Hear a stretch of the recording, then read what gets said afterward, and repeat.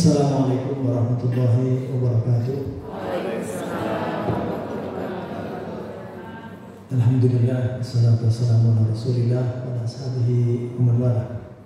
Amma ba'du, qala ta'ala fi kitabihil karim, a'udzu billahi minasy syaithanir rajim. Bismillahirrahmanirrahim. Huwa alladzi ba'atsa fil ummiyina rasulan minhum yatlu 'alaihim ayatihi wa yuzakkihim wa yu'allimuhumul kitaba wal hikmah wa in kanu min qablu lafi dhalalin mubin. Sadaqallahu adzim. Bapak Ibu yang saya hormati, khususnya Pak Yusuf ini dari Jakarta, ternyata dari Cirebon, tetangga Brebes, Tegal, karena tetangganya langsung Brebes, jadi nyebutnya Brebes gitu. Pak Basir dari Semarang, jauh-jauh ini jam 5 dari Semarang. Ini kalau ada yang datang ke sini terlambat berarti kalah dengan Pak Basir ini. Habis sahur langsung jalan ini. Pak Uripto, pengawas ya Pak, pengawas Pak Rusman juga semuanya, hadirin semuanya yang dirahmati Allah. Berbahagia sekali saya bisa silaturahim lagi. Mungkin tempatnya sama sih, saya ini sampai Pak Yusuf juga ternyata ini wifi-nya udah connect. Ternyata pendampingan dapodik, berarti orangnya beda. Nanti orangnya beda, cuma tempatnya sama. Karena memang di Selawi atau di Kabupaten Tegal ini sedikit tempat yang representatif untuk pertemuan, apalagi untuk memenuhi persyaratan-persyaratan. Mungkin ada yang agak bagus ya di sana, dipuji. Nah, sehingga kadang acara-acara Kabupaten Tegal juga bukan dilaksanakan di Kabupaten Tegal, tapi di kota, karena yang banyak tempat itu di kota. Oh, selamat datang, ini Pak Kepala Dinas, Pak Masari. Ahlan, dan saya ngomong-ngomong. Iya, saya teruskan. Ini yang terhormat juga Bapak Kepala Dinas Pendidikan dan Kebudayaan Kabupaten Tegal, dan ini memang program kemitraan itu hanya memfasilitasi saja, karena ada program-program di kementerian itu yang tidak langsung bisa menjangkau seluruh Indonesia, dan sehingga Komisi Buruh fasilitasi, termasuk juga ini program-program seperti ini, tapi memang tidak berupa langsung bantuan ke Pemda, hanya memang pelatihan-pelatihan, sehingga ya kita manfaatkan saja.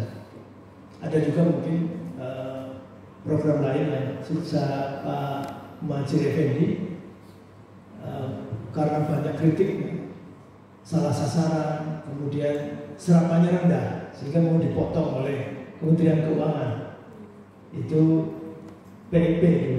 Nah, sehingga akhirnya dikerjasamakan juga dengan Komisi Buruh, sehingga ya memang hanya 53 orang. 53 itu dari 40 dapil seluruh Indonesia. Dan seluruh Indonesia ada berapa dapil? Banyak sekali, sehingga tidak bisa merata. Tapi kita manfaatkan semaksimal mungkin. Sungguh pun mungkin dampaknya mungkin belum bisa begitu langsung dirasakan. Jadi memang biar saya nggak ngomong terlalu lantur, mungkin pakai ini saja. Ada. Jadi workshopnya, isunya ini workshop program prioritas pendidikan bidang PAUD di Dasmen. Cuma yang sekarang jadi tema pokok dari Mas Menteri Pendidikan dan MBKA. MBKA itu Merdeka Belajar, Kampus Merdeka. Saya kemarin sudah menyampaikan, meskipun saya oposisi, tapi harus jujur bahwa sesungguhnya ini ide bagus, dan tinggal memang bagaimana cara mengimplementasikan. Sejak awal Mohon maaf, mungkin Mas Menteri sangat ini ya, ada anggota DPR Komisi 10 yang sangat keras dari Golkar itu Pak Ferdiansyah, karena sudah 5 periode di situ. Itu selalu menanyakan academic paper, naskah akademik. Memang yang kemudian latar belakang filosofis ini harusnya didampingi. Sudah 23 episode, tapi dari 23 episode hanya 4 atau 5 yang ada naskah akademiknya. Ini menjadi kurang kuat. Juga kurang kuat untuk bisa menjelaskan paling tidak pada pakar, para profesor-profesor atau para guru besar. Jadi kalau Merdeka Belajar, apalagi istilahnya saja mengambil dari filosofi yang diambil dari Ki Hajar Dewantoro. Ki Hajar Dewantoro ini kan hidup di masa penjajahan dan kepengin namanya pendidikan di Indonesia ya bukan kemudian menjadi tenaganya penjajah atau Belanda. Jadi kalau bisa dia ketika belajar juga merdeka, ketika lulus tidak tergantung kepada penjajah, sehingga independen dia. Saya kira buahnya banyak ya. Ada Cokroaminoto yang dia orang keraton, kemudian keluar, dia mengikuti Haji Samanhudi di Solo sehingga dia bergabung dengan Haji Samanhudi di namanya Sarekat Dagang Islam. Kemudian dialah yang punya ide ini kurang nih kalau ada dagang sehingga menjadi Sarekat Islam. Kemudian dia lebih ini lagi mengangkat ke skala lebih luas lagi, makanya dia sampai meninggal di Surabaya karena Solo mungkin dianggap tidak begitu strategis. Nah itu salah satu buahnya. Buah lain kalau orang memang terpelajar itu sejak dulu dari Jogja. Jadi ada orang-orang keraton yang kemudian keluar dari keraton dan itu kepengen supaya merdeka. Namanya siapa? Lupa saya. Suryo. Bukan Suwardi Suryadiningrat, bukan. Apa namanya? Yang menjadi banyak diteliti menjadi salah satu mazhab filsafat dari UGM, tapi kemudian diteliti juga oleh orang-orang Belanda. Nanti kalau ingat nanti saya keluar karena dia kemudian keluar dari orang keraton, tapi kemudian dia hidup di Salatiga menjadi petani, kemudian hidup di Cilacap menjadi penggali sumur, dan itulah menjadi orang bebas. Sehingga kesimpulannya kalau ada orang bilang bahwa pekerjaan itu sulit asal melepaskan status-status sosial, menurut beliau maka nggak ada kesulitan. Hidup ini pekerjaan itu sangat mudah asal dia merdeka, sangat dibelenggu oleh status sosial. Nanti karena orang keraton maka nggak bisa kerja kasar dan seterusnya. Jadi secara filosofis ini bagus. Lanjut. Cuma tujuan pendidikan ini didrive oleh pendidikan berdirinya negara ini. Mohon maaf, sekarang lagi ribut tentang World Cup Under 20 oleh FIFA yang kemudian kita digagalkan menjadi tuan rumah. Saya kira ini koreksi buat kita bahwa kita ini sadar ketika seperti itu, ketika ada Israel datang, nah baru sadar bahwa ini sekarang ini, selama ini berarti pengambilan keputusan itu bukan berdasarkan konstitusi. Kita tidak memperhatikan konstitusi. Nah, pendidikan nggak boleh begitu. Pendidikan harus selalu berdasar kepada konstitusi. Jadi konstitusi itu memang sederhana, mencerdaskan kehidupan bangsa. Ini sederhana, tapi implementasinya tidak mudah. Nah, oleh karenanya kita ini dalam preambul ya, yang sepakat kalau toh ada amandemen, maka pembukaan Undang-Undang 45 tidak boleh diamandemen. Ini sudah sepakat. Mau amandemennya keberapa pun, maka sudah sepakat semua elemen. Mau dia jadi MPR mau kapanpun, pembukaan Undang-Undang 45 tidak ada. Termasuk bentuk negara. Bentuk negara meskipun itu batang tubuh di pasal, tapi bentuk negara kita NKRI, Negara Kesatuan Indonesia. Karena faktanya 17 Agustus 1945 kita ini merdeka, tapi setelah itu kan oleh Belanda diberinya bukan NKRI, tetapi RIS. Nah kembali setelah 1950 baru Republik Indonesia, Negara Kesatuan Indonesia.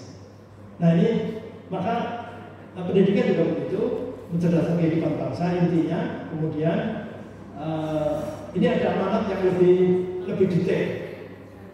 Setiap warga negara berhak mendapat pendidikan. Ini kita mestinya punya frame di Komisi 10 sama. Mau pemerintahnya siapapun atau menterinya siapapun, maka visi kita bukan visi pemerintah, tapi visi negara.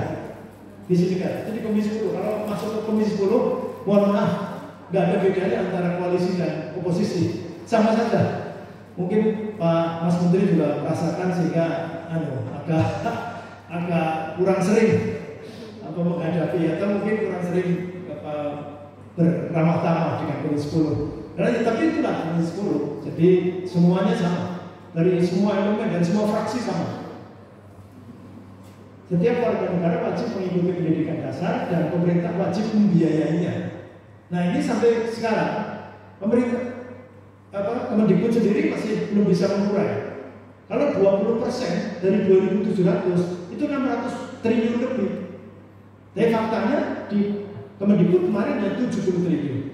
Sekarang 80 triliun. Ya seperberapanya 600 triliun. Dan masih ada nomenklatur yang masih ya abu-abu. Saya misalnya menunjukkan, saya pernah diskusi panjang dengan eselon 2, eselon 3 zaman Pak Menteri sebelum ini. Itu ada nomenklatur bunyinya DTU yang diperkirakan untuk pendidikan. Mas Yusuf barangkali nanti mau diingat-ingat, nanti sampaikan terus, itu tidak apa-apa. Dana transfer umum yang diperkirakan untuk pendidikan lebih dari 160 triliun. Itu ditransfer. Dan oleh karenanya, mohon maaf barangkali ada P3K yang sampai sekarang masih tergatuh-gatuh atau apa, bukan salah Pemda. Memang DAU-nya nggak nambah. Kalau DAU-nya nggak nambah, meskipun di sana sudah earmarking itu ditandai, mau ditandai sampai hitam, nggak ada duitnya, nggak ada. Ditandai untuk bayar P3K, tetapi DAU-nya nggak ditambah. Dan terus bangun pakai apa di sini? Nggak bisa. Padahal PAD mau bupatinya hebat seperti apa, seluruh Indonesia itu maksimal 15% dari APBD. 10-15% dari APBD. PAD pendapatan saya di daerah, yang dari pasar daerah, retribusi daerah, kemudian dari laba BUMD dan pendapatan lain-lain pendapatan asli daerah yang sah, itu 4 ini 10-15%. Jadi bupati seperti apapun hebatnya, atau dia kaya-kaya atau pinternya seperti apa, duitnya cuma 10% atau 5%, 85% dari APBN.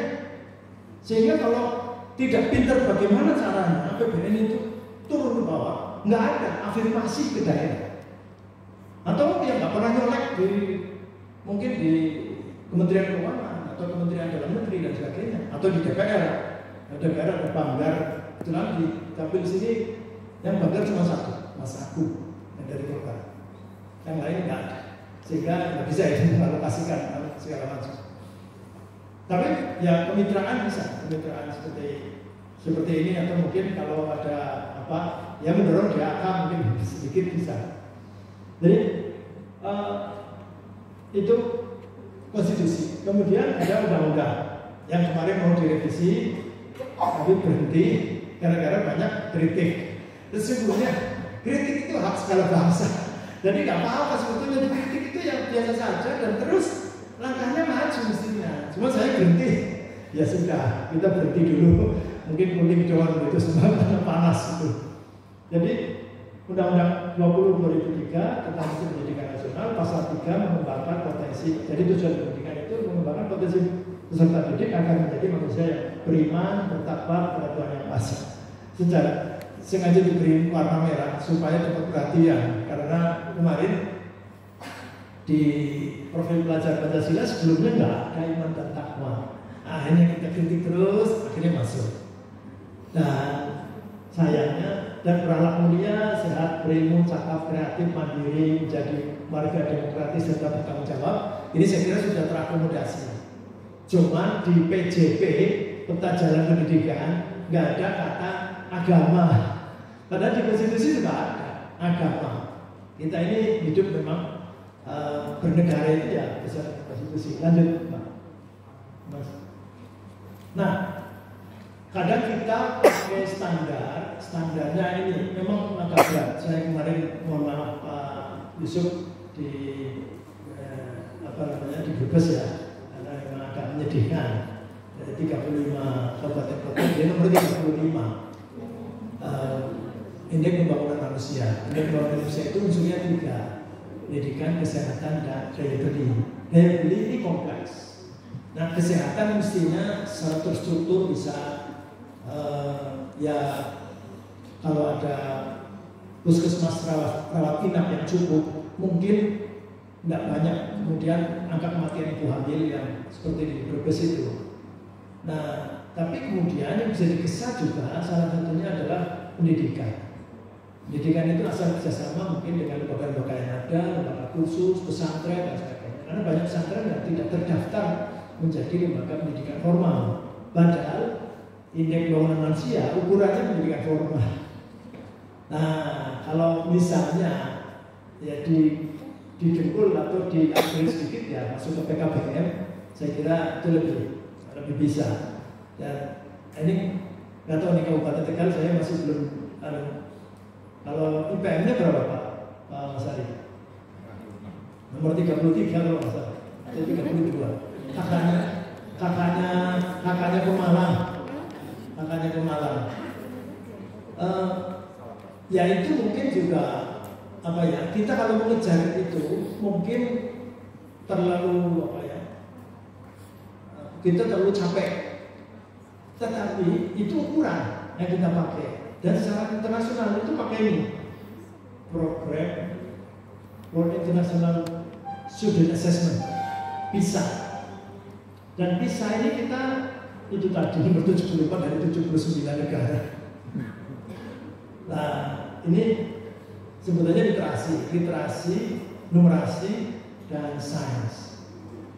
Literasi, numerasi, sains kita ini, makanya ini sedang ada panja peningkatan literasi dan pegawai perpustakaan. Baru beberapa hari lalu, kebetulan saya diminta untuk jadi ketuanya. Ini juga agak berat. Ternyata kadang-kadang menggali kalau dari pemerintahan itu nggak bunyi, tapi kalau dari masyarakat atau dari pengamat, wah itu bunyi semua. Jadi memahami keputusan yang berhubungan dengan alam dan aktivitasnya dan manusia ini mestinya mulai diterapkan. Jadi kita nggak usah terlalu sedih ketika kita tertinggal, nggak apa-apa. Jadi kalau belajar dari Jogja,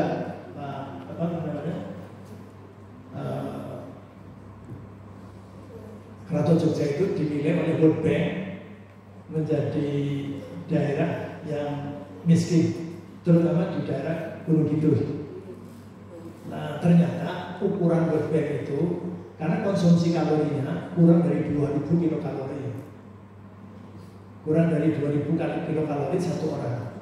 Nah, di Gunung Kidul itu memang pagi dia nggak makan nasi, dia makannya siko sama dunia. Dan kalau ukurannya kemudian kalori, ya dia miskin. Termasuk juga tempat tinggal. Tempat tinggal itu alasnya kalau masih alas tanah, berarti miskin juga. Maka kemudian banyak sekali anak orang miskin di Gunung Kidul. Nah, tapi tidak diprotes oleh Sultan. Sultan bikin survei lagi yang dilaksanakan oleh BPS dan bersama dengan UGM tentang indeks kebahagiaan orang Gunung Kidul.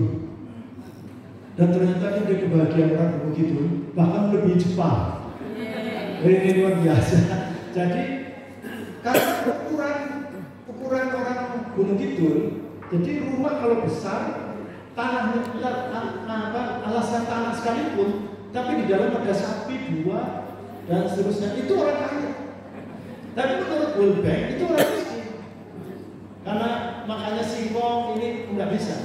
Makanya dan akhirnya sudah santai aja, Sultan tenang-tenang aja, nggak apa-apa, nggak dapat bantuan dari World Bank juga nggak apa-apa. Itu kan alasan World Bank tidak mau bantu DIY. Nah ini juga kita seperti itu. Jadi anak-anak kita ini nggak usah terlalu dimarah-marahi ketika matematika nggak bisa, fisikanya jelek dan sebagainya. Nah memang itu David Beckham jago matematika, jago fisika, nggak jadi orang kaya. Karena dia cerdasnya kakinya aja. David Beckham. Jadi multiple intelligence sekarang ini harus kita jadi melihat anak-anak itu jangan. Makanya ini sudah mulai, Mas Menteri sudah mulai, tapi baru PAUD ya. PAUD atau TK, kalau mau masuk SD nggak boleh dites Jalisto. Tapi kalau di negara-negara Skandinavia itu SD sampai SMP nggak ada tes dan nggak naik kelas. Di sini banyak orang mendung. Kalau mendungnya 2 kali jadi 20 anaknya sampai besar itu ingat terus, saya pernah tidak naik kelas gitu. Profesor Renal Kasali kelas 6 tidak naik, sampai sekarang masih ingat. Baru dia Profesor Renal Kasali. Kalau kita ngundang dia ke sini jam-jaman harganya itu. Sekarang jadi profesor. Tapi dia pernah cerita bahwa saya pernah tidak naik dan itu ingat terus sampai sekarang. Tidak naik kelas. Nah kita ini karena terlalu banyak tes, sehingga kalau mic nggak bunyi, kalau Pak Guru mesti bilangnya tes. Tapi kalau Yusuf tadi cek, itu bukan guru dia, bangkir tuh. Dan cek. Kalau saya tes, memang guru. Jadi karena terlalu banyak tes, padahal menurut Glenn Domen ya, yang bagaimana mengajari bayi Anda membaca, diajari boleh, tapi dites boleh. Orang tuanya senang kan, anaknya pintar membaca. Wah, pamer pada orang yang bertamu nih, anak saya bisa baca. Tangan, mata, telinga, pipi misalnya, mulut misalnya. Nah begitu masuk satu lagi, misalnya kaki nggak bunyi, pingin sih kalau pingin bisa lah. Nah ini stresnya begitu, yang begitu menghancurkan sel otak jutaan, sel otak bisa hancur. Ada guru yang tes anaknya nggak bisa sampai nangis, gurunya guyu ini nggak benar itu, nggak benar. Jadi itu mestinya berhenti dulu, diajak ngobrol. Semakin banyak anak senyum, tertawa, itu lebih bagus. Jadi nggak kemudian, wah anaknya stres kok gurunya senang. Semakin anaknya nggak bisa, gurunya semakin senang, itu loh juga. Jadi kebanggaan guru adalah bikin anak yang nggak bisa mengerjakan soal dia. Kacau ya. Mulai SMP, SMA baru negara-negara Skandinavia ada tes. Tesnya pun apalagi PR tuh. Di negara Skandinavia kan hampir haram hukumnya PR tuh. Sampai di rumah itu biar dia bercengkrama dengan ibunya, dengan bapaknya, nggak usah mikir pelajaran sekolah. Lalu masih mikir pelajaran sekolah, wah ini bapak ibu guru dolim itu. Ya nggak usah, semua dikerjakan di situ, dan di situ kalau bisa dengan ceria, dengan senang. Lanjut. Ya saya bisa cerita karena saya PNS, saya guru, saya pernah jadi kepala sekolah, dan saya pernah ngajari anak yang sulit, yang raw inputnya Pak Dirman bisa PSM. Apa sampai karena raw inputnya itu lulusan SMP yang dulu nilainya rendah, mau lulus 1 bagi 2 bisa berapa? Setengah. setengah bagi 2 bisa nggak? Nggak bisa. Setengah bagi 2 nggak bisa. Apalagi setengah bagi setengah bisa nggak? Nggak bisa. 2 bagi setengah bisa nggak? Nggak bisa. Oh lulus itu. Ini anak STM, namanya STM, sekolah tanpa mikir. SMA itu pelajarannya sulit dan banyak.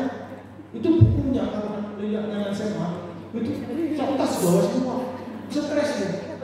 Anak STM mata pelajarannya kalau Pak Guru STM ada nggak? Pak Guru STM itu kalkulus sudah dikenalkan juga kelas 1 itu kan luar biasa. Tapi saking beratnya pelajaran itu pelajaran banyak sekali. Bukunya cuma 1 dilebit dari 1 disah. Tulisannya buku rupa-rupa gitu. Bahasa Indonesia nya bukunya itu, matematika yang bukunya itu, fisika yang bukunya itu. Makanya jangan heran kalau kemudian ketika ditanya tak tahu.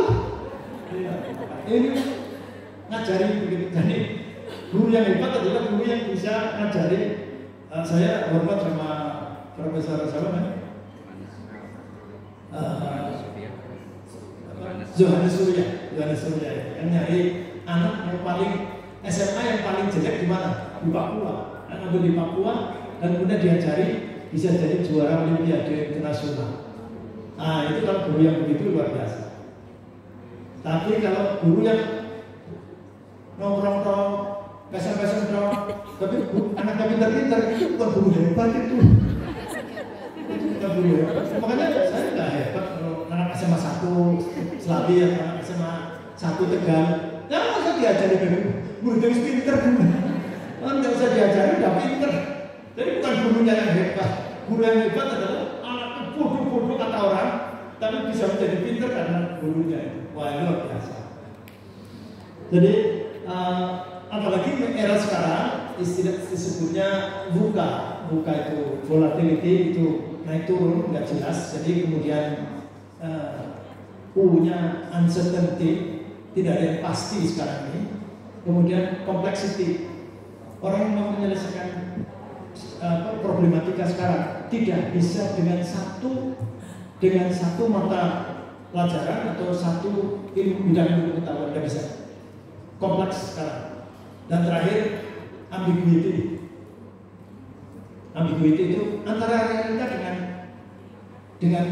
realita dengan idealita itu bedanya jauh. Jadi yang dipelajari di sekolah sama sekali beda dengan apa yang di lapangan. Sekarang ini kalau dulu mungkin agak dekat, jadi antara idealita dengan realitanya agak dekat. Sekarang ini menjadi ambiguitas. Nah, di era seperti sekarang, maka pendidikan bagaimana caranya supaya menciptakan anak ini menghadapi era yang seperti ini. Jadi kalau produknya dibiarkan menjadi anak orang munafik itu, karena di sekolah beda dengan di luar, atau yang diomongkan dengan apa yang dilakukan bisa beda jauh sama sekali. Nah, bagaimana menjembatani itu semuanya, itulah pendidikan. Dan lanjut, filosofi Buddha ini kata Pak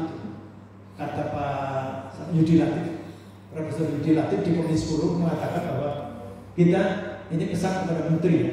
Menteri itu jangan mikirkan Jakarta saja, jangan mikirkan Bandung saja, Semarang saja, tapi Papua, NTT dan sebagainya. Seperti orang naik kereta, maka kereta itu jalan, itu standarnya bukan kuda yang paling kuat, tapi kuda yang paling lemah. Standar jalannya itu kuda yang paling lemah. Kalau paling kuat, yang lain gandul, susah, berat. Jadi harus bareng-bareng. Itulah pendidikan. Jadi dari Sabang sampai Merauke harus bersama. Itulah mungkin maka kemudian UN dihapus. Jadi hanya untuk motret. Asesmen nasional. Kalau asesmen nasional sekarang masih ada bimbel bagaimana caranya ngadepi asesmen nasional, sama berarti dengan UN. Jadi kalau ada sekarang bagaimana caranya supaya asesmen nasionalnya bagus gitu, berarti ada drill, ada bimbel, ada bimbingan belajar bagaimana supaya asesmen nasionalnya bagus, itu berarti tidak berhasil. Berarti tidak memotret seindah warna aslinya, Fuji color itu enggak. Berarti tidak asesmen nasional itu kan karena antitese dari ujian nasional. Mestinya supaya motret itu sesuai dengan warna aslinya. Padahal penentu prestasi siswa itu pertama memang siswanya sendiri ya, pro input 49%. Tapi yang kedua itu guru. Makanya kalau guru yang diperhatikan, ini Pak Yusuf ini di sana, saya kira GTK Pak Yusuf ternyata Paul Dasman. Kalau GTK sekarang ini anggota DPR atau pimpinan apa namanya Mendikbudristek kalau turun apa yang diperlukan? Guru. Di samping satpras, Kalau satpras biasanya yang memerlukan ya sekolahan sama pemerintah. Tapi kalau real di lapangan ya guru. Guru di sekolah negeri saja nggak jelas statusnya. Sejak 2005 tidak haram hukumnya mengangkat honorer, tapi nggak ada solusi. Nggak ada solusinya lah. Yang meninggal dunia, yang pensiun diganti apa? Terpaksa kepala sekolah ngangkat honorer. Nah, SK kepala sekolah nggak berlaku untuk kepentingan administrasi macam-macam itu. Karena memang kepala daerah nggak berani menerbitkan sejak 2005. Nah sekarang makanya tetap saja disebut honorer dan akhirnya dibuka rekrutmen 1 juta P3K karena pemerintah tidak merasa tidak mampu untuk mengangkat PNS. Tapi sekali lagi ini juga dalam pelaksanaan yang susah. Rekrutmen tahun 2019, SK-nya 2021. Beberapa di antaranya sudah meninggal dunia. SK-nya untuk cucunya atau siapa? Ada juga yang berbahagia menerima SK, tapi pas waktu menerima usia pensiun. Ya Allah. Itu 2019 yang diterima 2021. Sekarang ini kemarin sudah kita ingatkan, karena saya kebetulan dari periode lalu juga di Komisi 10 2021, bagaimana supaya segera ini jangan sampai membiarkan mereka nasib. Ternyata sampai sekarang belum juga selesai. Nah ini malah kemarin ada pembatalan, ini ada yang mau bunuh diri Pak Yusuf. Jadi mohon maaf, saya kira ini harus tidak bisa urusan guru ini dikelola seperti korporasi, tidak bisa, private sector tidak bisa. Ini birokrasi. Dan kalau guru karena SDM dia berkait dengan Kemenpan RB, dan karena pendidikan ini didesentralisasikan secara konkuren, pendidikan tinggi di pusat, SMA SMK pendidikan khusus dan layanan khusus provinsi, SMP ke bawah di kabupaten kota, maka urusan mereka ya harus berurusan dengan provinsi, harus berurusan dengan kabupaten kota. Berarti Kemendikbud harus komunikasi lancar dengan Kemendagri karena yang mengevaluasi atasannya provinsi dan kabupaten kota itu Kemendagri. APBD-nya dievaluasi oleh kalau kabupaten kota di provinsi, kalau provinsi di Kementerian Dalam Negeri, Dirjen BAKD. Jadi guru, kemudian sekolah itu sarana prasarana dan lain-lain, tentu yang bagus ya dia. Tapi itu 7% kata itu Profesor John Hattie. Kemudian suasana di rumah, ini makanya penting parenting. Parenting itu ya parenting untuk orang tua. Ini mesti ada. Kalau nggak ada parenting berbahaya juga. Orang tuanya nggak paham tentang. Kemudian yang terakhir teman sebaya. Ada banyak anak-anak yang nggak jelas diterangkan oleh gurunya. Tapi setelah diterangkan oleh temannya paham, itu ada. Menurut Profesor John Hattie itu 7%. Nah ini lanjut. Makanya Komisi 10 memperhatikan hal-hal seperti itu. Bukan berarti benci, enggak. Bukan berarti memusuhi Kemendikbudristek, tidak. Tapi karena siapapun menterinya, siapapun dirjennya, yang sekolah itu anak-anak kita. Anak saya, anak pendidikan semua, anak tetangga kita. Jadi ini nasib anak-anak menyelamatkan pendidikan itu menyelamatkan diri kita sebetulnya. Sehingga ada panja ini fungsi pengawasan.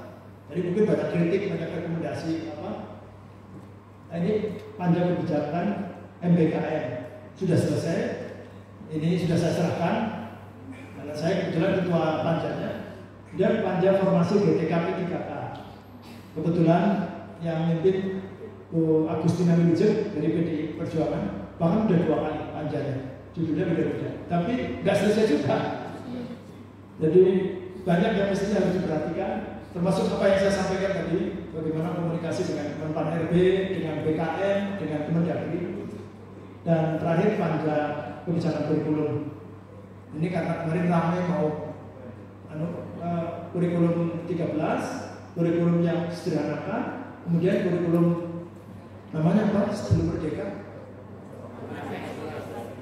Sebelum Merdeka. Oh, dan ada kok sebelum setelah Kurtelas, kemudian darurat. Lanjut. Nah, rekomendasi lebih rinci ini memastikan substansi kurikulum sesuai dengan tujuan pendidikan nasional tadi saya sampaikan, kemudian menyelesaikan penyusunan peta jalan, jangan berhenti. Jadi Komisi 10 menganggap bahwa peta jalan itu karena kita ini Bapak Ibu tahu kalau pariwisata misalnya itu ada rencana hidup pariwisata. Pariwisata ada rencana hidup pariwisata. Saya Komisi 10 membidani undang-undang ekonomi kreatif. Ada rencana hidup ekonomi kreatif. Pendidikan yang sudah lama dilaksanakan belum ada rencana hidup. Sistem pendidikan karena dituntut oleh konstitusi ada sistem pendidikan nasional. Tetapi rencana hidupnya tidak ada. Kalau rencana hidup sekitar 20 sampai 25 tahun. Nanti Mas Menteri nawar. Kayak naik Gojek ya tawar-menawar saja. Oh nggak ada ya, kalau Gojek nggak ada tawar-menawar. Tapi namanya peta jalan. Kalau peta jalan dia hanya mau merencanakan 15 tahun ke depan. Tapi saya kemudian karena kritik, terus kemudian berhenti. Kalau nggak salah berhenti setelah ada itu kritik, nggak ada frasa agama itu. Mestinya diajak ngobrol saja, kemudian diskusi. Kemudian kita bikinkan forum-forum, kemudian nanti formulanya seperti apa. Peta jalan itu sangat kita butuhkan. Lanjut,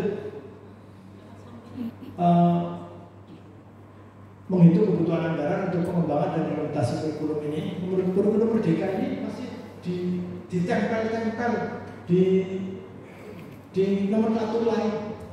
Nomenklaturnya tidak berbunyi Merdeka Belajar, enggak, masih belum berani.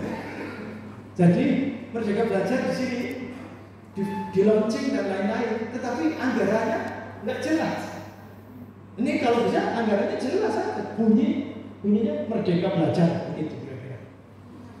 Nah, sinkronisasi peraturan antara kementerian yang satu dengan kementerian yang lain, dan utama karena Undang-Undang 20/2003 ini belum direvisi, ya berarti harus sinkron dengan Undang-Undang 20/2003. Kemudian membuat parameter yang jelas terhadap poin-poin keselarasan peraturan perundang-undangan ini, karena beberapa standar itu sudah direvisi. 8 standar kan menjadi 3 ya. 8 standar pendidikan menjadi standar input, standar proses, standar output saja. Nah ini kan global ini, masih teoritik ini. Nah 8 ini kan lebih rinci sebetulnya. Nah, ini dikawinkan saja dan dipastikan perundang-undangan. Sudah ya, selesai. Nah, saya kira begitu. Jadi, mohon maaf, ini nanti mungkin kita bisa menggali. Ini kebetulan narasumbernya ada dari pengawas, ada dari akademisi. Jadi nanti dikuras saja, karena ini saya harus jujur menyampaikan bahwa sesungguhnya ini ide bagus.